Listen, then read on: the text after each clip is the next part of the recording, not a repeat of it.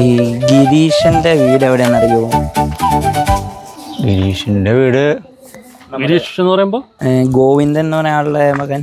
ആ നമ്മുടെ ഗോവിന്ദേട്ടന്റെ അവിടെ എന്തായിരുന്നു? അല്ല, എൻ്റെ മോളെ പെണ്ണ് കാണാനായിട്ട് കഴിഞ്ഞ ആഴ്ച അവിടെ വന്നിട്ടുണ്ടായിരുന്നേ. അപ്പോ നമ്മള് ഇങ്ങോട്ടും കൂടി ഒന്ന് പറഞ്ഞല്ലോ. ഗിരീഷിന് വേണ്ടിട്ടാ? ആ അതെ.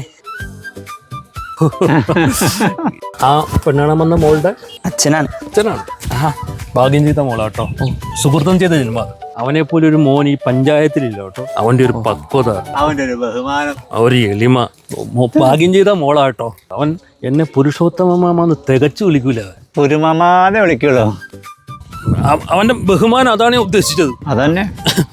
ഗിരീഷ് ഉണ്ടല്ലോ, ഒരു ദിവസം രാവിലെ ഞാൻ ബിവറേജ് ചെല്ലുമ്പോ, ബിവറേജ് അല്ല, ആയുർവേദത്തിന്റെ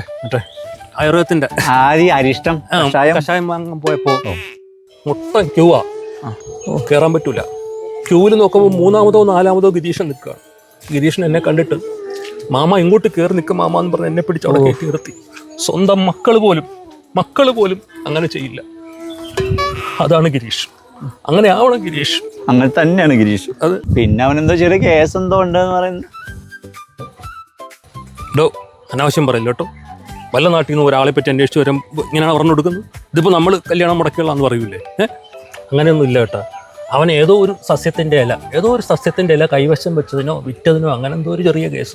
ഒരു പച്ചില എന്തോ ആയുർവേദത്തിന്റെ എന്തോ മരുന്ന് അങ്ങനെ വെച്ചതിനാണ്.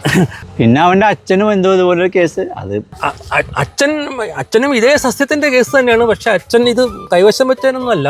അവർക്കെന്തോ ഇടുക്കിയിലെങ്ങാണ്ട് ഇതിന്റെ എന്തോ ഒരു തോട്ടം ഉണ്ടായിരുന്നു. അതിന്റെ എന്തോ പരിപാടിയായിട്ടേ ഗവൺമെന്റിന്റെ അങ്ങോട്ട് അവർക്ക് ഇഷ്ടപ്പെട്ടില്ല.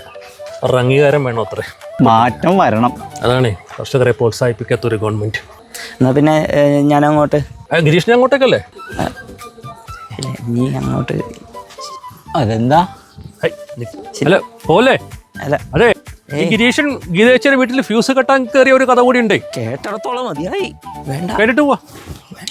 മനുഷ്യന്മാരല്ലേ. ആരെങ്കിലും എന്തെങ്കിലും പറഞ്ഞു കേട്ടെന്ന് വിശ്വസിക്കാം. ഗിരീഷാ, നീ കഴിഞ്ഞ ആഴ്ച മറ്റേ നെഞ്ചത്ത് ബെൽറ്റ് കെട്ടിയ ഒരു മാമന്റെ വീട്ടിൽ പെണ്ണ് കാണാൻ പോയിരുന്നോ? അയ്യോ, നീ ഭാഗ്യം ചെയ്ത മോന കേട്ടോ. അയ്യോ, പഞ്ചപാവം പിടിച്ച മാമന. മോളും അങ്ങനെ തന്നെ പഞ്ചപാവം പിടിച്ച്. പിന്നെന്തോ സ്റ്റാൻഡിൽ വെച്ചിട്ട് നിർത്തിയിട്ട ബസ്സിലെ ആ കൊച്ചിനെ തനിച്ച് കണ്ടെന്നോ? അതാ കണ്ടക്ടർ കൂടെ കണ്ടക്ടർ കൂടെ ഉണ്ടോ? അപ്പൊ പിന്നെ കുഴപ്പമില്ല. മക്കളെ കല്യാണത്തിനൊക്കെ വിളിക്കും കേട്ടോ. Happy wedding life.